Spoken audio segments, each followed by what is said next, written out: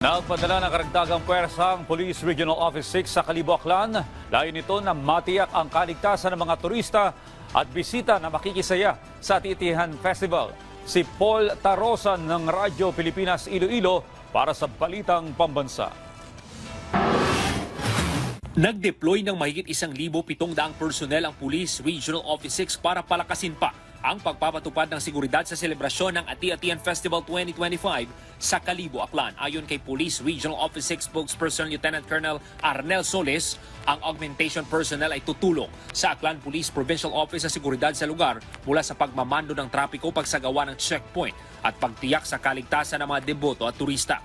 Ang nasabing mga tauhan ay galing sa mga police unit sa Western Visayas. Ito ay bahagi ng masusing paghahanda ng kapulisan para matiyak ang kaligtasan ng lahat habang nagsasaya sa Ati-Atihan Festival. Sa pag-deploy ng karagdagang personnel, ipinag-utos ni PRO6 Director Brigadier General Jack Wangki sa kapulisan na tutukan ang trabaho at gawin ang lahat para maging matagumpay at masaya ang pagdiriwang sa bayan ng Kalibo, Aklan.